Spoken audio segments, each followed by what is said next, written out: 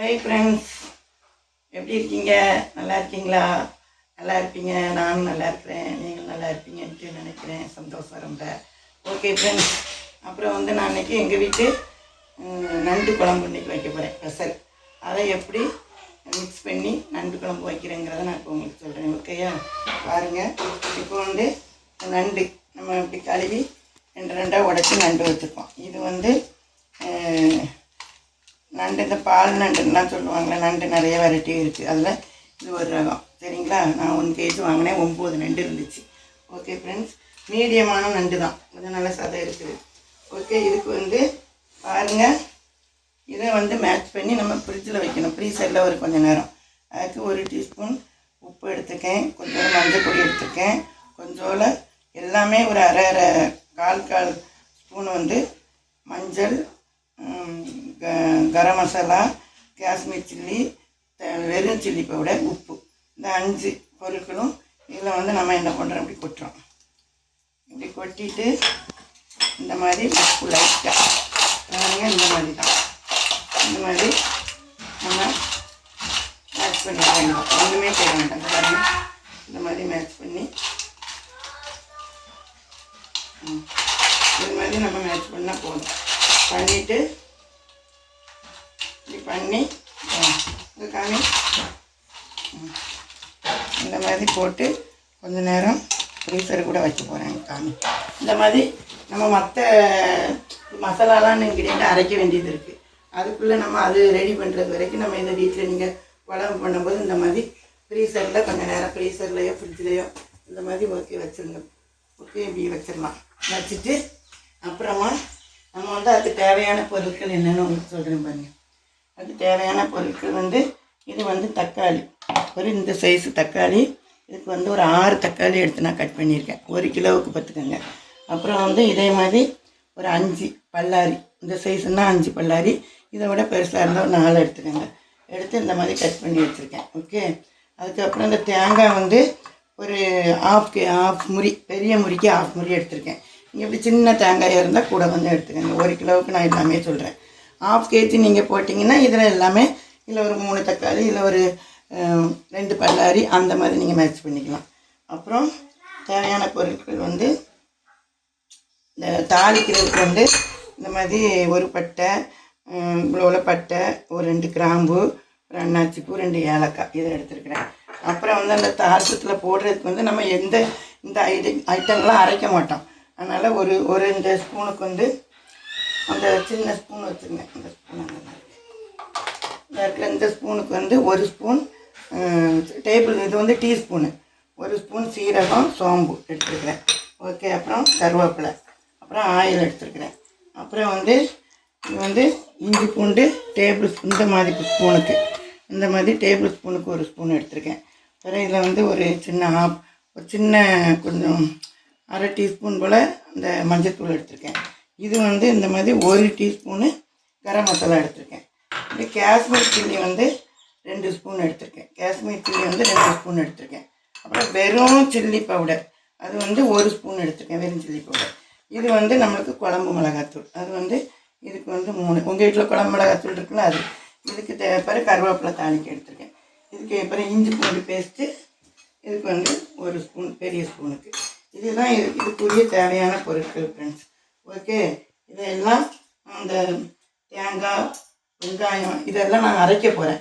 இதுக்கு நான் எப்படி அரைச்சிட்டு வரேங்கிறத அப்புறம் உங்களுக்கு காமிக்கிறேன். ஓகே ஃப்ரெண்ட்ஸ், மசாலா நம்ம அரைக்கணும்னா ஃப்ரெண்ட்ஸ், இந்த தேங்காய் இருக்குது பார்த்தீங்களா, இதில் பாதி தேங்காயை போட்டுக்கோங்க. அப்புறம் வெங்காயம் தண்ணி எதுவும் ஊற்றாதீங்க. இது இதில் போட்டுக்கோங்க. தக்காளிலையும் தக்காளி போட்டுக்கோங்க. ஓகே, போட்டு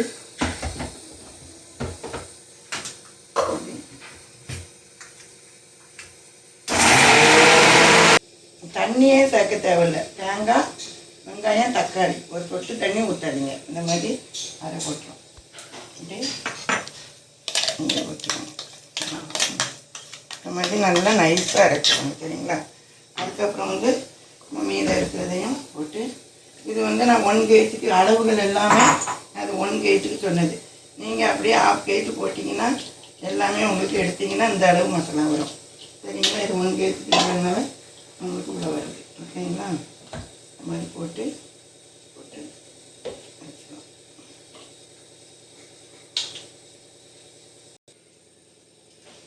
இப்போ பாருங்கள், அதில் உள்ள மசாலா நம்ம அந்த ஒரு கேஜிக்கு நல்லா நைஸாக பாருங்கள், நைஸாக அரைச்சாச்சு. இதுக்கு தேவையான பாருங்கள், இந்த தக்காளியில் உள்ள ஜூஸ் நமக்கு இதுதான் நமக்கு இதுக்குள்ளே கிரேவி. பாருங்கள், இந்த தக்காளி பழம்லாம் போட்டு எவ்வளோ ரெட்டிஸாக இருக்குங்க. இது 1 கிலோவுக்கு உள்ள கிரேவி. அப்படியே நீங்கள் அரை கிலோவுக்கு நான் சொன்ன மாதிரியே அளவு எடுத்திங்கன்னா நமக்கு இதில் அரைக்க வேண்டிய பொருளும் பார்த்திங்கன்னா ரொம்ப கிடையாது. இதில் வந்து தக்காளி, வெங்காயம், தேங்காய் அரைக்க வேண்டிய பொருளே அவ்வளோதான். அதில் நம்ம வாசனை சேர்க்குறது எல்லாமே இங்கே தான் சேர்க்க போகிறோம். ஓகே, இதை நம்ம இப்படி வச்சுக்கலாம். வச்சுட்டு நம்ம இதை வந்து குழம்பு வைக்க ஸ்டார்ட் பண்ணிக்கலாம். இதுக்கு கொஞ்சம் நிறையாவே எண்ணெய் ஊற்றிக்கோங்க. ஏன்னா நம்ம அதை வந்து நண்டையும் போட்டு அதில் போட்டு 2 பரட்டி ஃப்ரை பண்ணுவோம். அதனால் ஒரு 3-4 ஸ்பூன் மாதிரி கூட ஊற்றிக்கோங்க. இந்த அளவு எப்பவும் ஊற்றுறத விட கொஞ்சம் கூட 2 ஸ்பூன் ஊற்றிக்கோங்க. அப்புறம் வந்து எண்ணெய் காஞ்ச உடனே நம்ம வந்து இதுக்கெலாம் கடுகு தேவை கிடையாது. எடுத்து வச்சுருந்தோம் பார்த்தீங்களா, கிராம்பு, பட்டை, ஏலக்காய் எல்லாம் இந்த மாதிரி அளவு. ஒரு அன்னாச்சி பூ, 2 கிராம்பு, பட்டை, 2 ஏலக்காய். அதை வந்து நம்ம எண்ணெயில் போடுறோம். அப்புறம் வந்து அது லைட்டாக புரியுது போட்டோன்னே அப்புறம் எடுத்துட்டிங்கன்னா இதுக்கு 1 ஸ்பூன் சீரகம், 1 ஸ்பூன் சோம்பு எடுத்து வச்சோம்ல, அதையும் நம்ம போடுறோம்.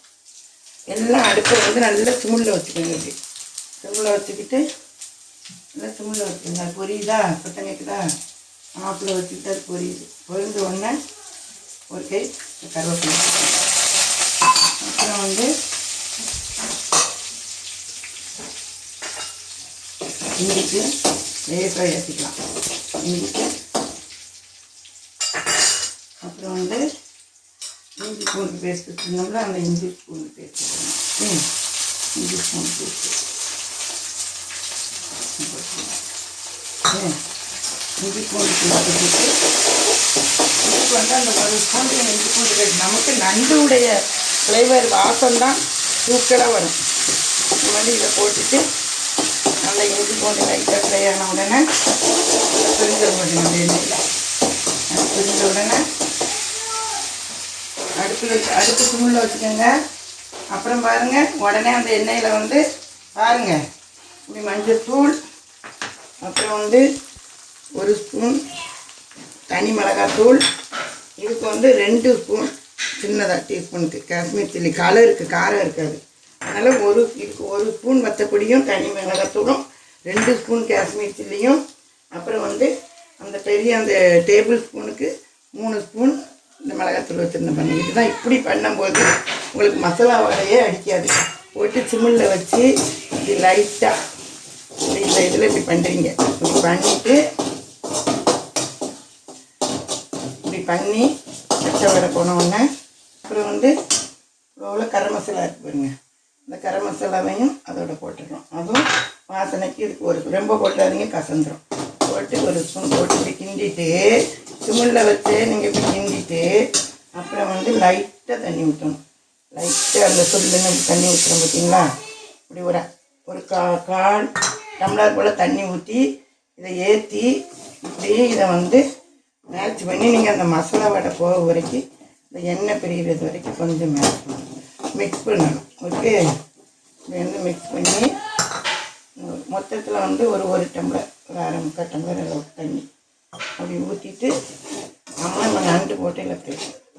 இதுதான் வந்து உங்களுக்கு நம்ம போட்டு கிண்டிக்கிட்டே இருந்தீங்கன்னு வச்சுக்கோங்க, அடியில் பிடிச்சிரும். இல்லை சும்மா நம்ம வந்து மசாலா வந்து போட்டு இதிலலாம் கலக்கி போட்டோன்னா நமக்கு மசாலா வடை எடுக்கும். அதனால் அந்த எண்ணெயில் அந்த தாளித்து பார்த்தீங்களா, சோம்பு இம்பு எல்லாம் போட்டு அந்த எண்ணெய் போட்டு இப்படி தண்ணி ஊற்றி பாருங்கள், இப்படி வரும் பாருங்கள். இந்த மாதிரி மசாலா வடை போய் எப்படி பாருங்கள். இந்த மாதிரி வர்ற நேரத்தில் நம்ம வந்து இதில் வந்து வச்சுருக்கோம் பாருங்கள் நண்டு. நண்டை போட்டு அதையும் கொஞ்சம் தண்ணி ஊற்றிட்டு நல்லா இதை வந்து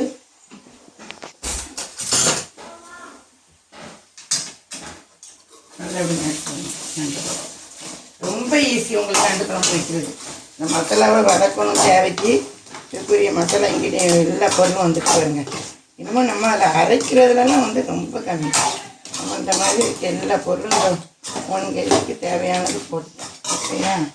இப்படி கிண்டிட்டு இந்த மாதிரி கிண்டி உப்பு அங்கே வந்து நம்ம வந்து உப்பு போட்டோம்ல, உப்பு வந்து நம்ம லைட்டாக வந்து இந்த நண்டில் உப்பு போட்டுருந்தோம். அதனால் இப்போ வந்து கொஞ்சம் ரெண்டு உப்பு போட்டுக்கோங்க. அப்புறம் வந்து நம்ம கிரேவிலாம் ஊற்றுவோம் பார்த்தீங்களா, அந்த கிரேவி ஊற்றும் போது நம்ம பார்த்துக்கலாம். உப்பு போட்டு பரட்டி ஒரு 2 செகண்ட் ஒரு ஃபயரை கொஞ்சம் மூடி வச்சிங்கன்னா எண்ணெய் பிரியும். உப்பு போட்டு நம்ம போட்டுவிட்டோம். அங்கே பாருங்கள் கொஞ்சம் மூடி வச்சு மூடியை எடுத்த உடனே இந்த மாதிரி இப்படி மூடி வச்சு எடுக்கும்போது இப்படி இருக்கும். இன்னும் வந்து நமக்கு மசாலாவும் கூட ஓரளவு நண்டில் இதாகிடுச்சு. அப்புறம் வந்து நம்ம அரைச்சி வச்சுருக்கோம் பாருங்கள் தேங்காய் வெங்காயம், அதை வந்து நம்ம இந்த மாதிரி இதில் ஊற்றிட வேண்டியதான். ஓகே, இதுதான் இதுக்குரிய அளவு. ஓகே, ஊற்றிட்டு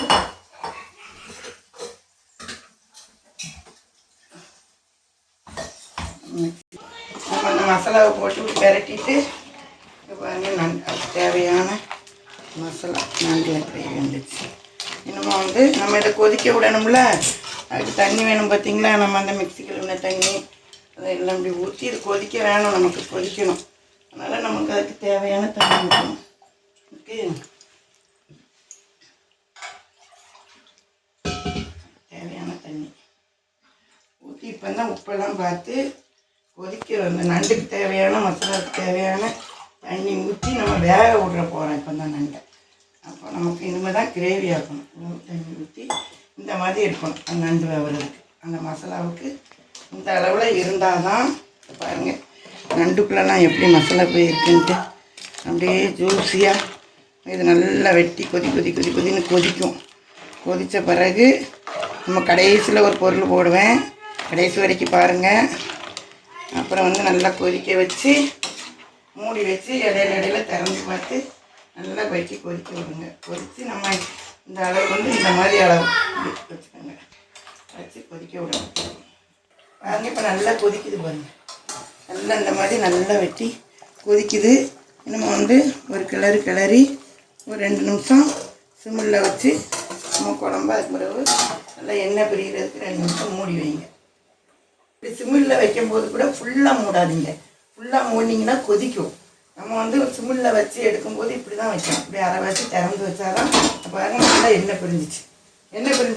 இப்போ வந்து நம்ம வந்து இப்படி இது ஒரு வாசனை போட்டுக்கோங்க. டக்குன்னு ஒரு 2-3 பச்சை மிளகா 4 பச்சை மிளகா நான் போட்டுக்கேன். போட்டு லைட்டாக மிக்ஸ் பண்ணி இன்னொன்று கடைசியில் நான் ஒன்று போடுவேன். அது வந்து உங்களுக்கு நான் காமிக்கிறேன். சிம்மில் வச்சு எண்ணெய் பிரிஞ்சு நல்லா வந்துட்டு பாருங்கள். எண்ணெய் பிரிஞ்சு வந்துட்டு கடைசியாக ஒன்று சொன்ன பாருங்கள். நல்லா மல்லி இலை தூவி வாசனை அந்த பச்சை மிளகா மல்லி தூவிட்டு இங்கே பாருங்கள் அது உள்ளே எப்படி ஜூஸியாக அந்த நண்டுக்குள்ளே ஏறி இருக்குது பார்த்தீங்களா.